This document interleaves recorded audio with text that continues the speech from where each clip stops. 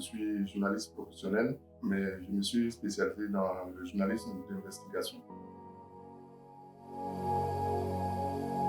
Alors, ce qu'il faut noter, c'est que si j'étais un journaliste, je vais dire ordinaire, lutter contre la corruption allait être un problème. Mais je fais de l'investigation. Donc, tous ceux qui font l'investigation, je dirais qu'ils sont déterminés à forcément parler dans leurs enquêtes de la corruption. Donc, on ne peut pas faire de l'investigation vraiment sans aborder des thématiques telles que la corruption, le crime organisé, le blanchiment d'argent, ainsi de suite. Donc, c'est quelque chose à laquelle on est déterminé ou prédestiné à aborder dans le cadre de nos enquêtes.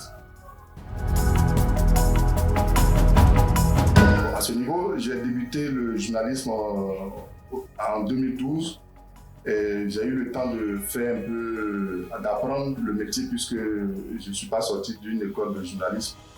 Et après avoir appris les b.a.-ba du métier, à partir de 2014 voire 2015, j'ai commencé à mener des enquêtes. Donc je pourrais dire que mes premiers pas dans la lutte contre la corruption, c'est autour des années 2015 que ça a commencé véritablement.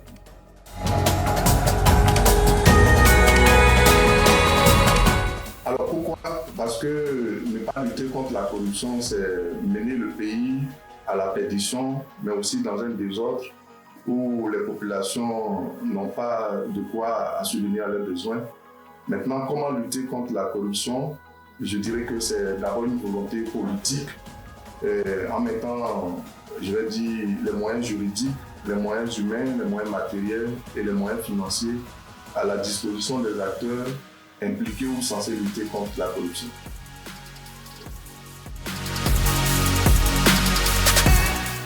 Et à ce niveau, il y a encore beaucoup de défis, malgré les efforts que les autorités ont déjà faits. Beaucoup de défis restent à relever. Quand je prends le cas de notre corporation dans le journalisme, malgré l'existence de ces lois, on n'est pas à l'abri, je vais dire, de la prison ou des gardes à vue. Donc il y a parfois des abus qui sont commis à l'encontre des journalistes dans l'exercice de leurs fonctions. Donc il faudrait que ces lois qui existent déjà puissent être appliquées où les autorités censées veiller à leur application veillent sur cela scrupuleusement.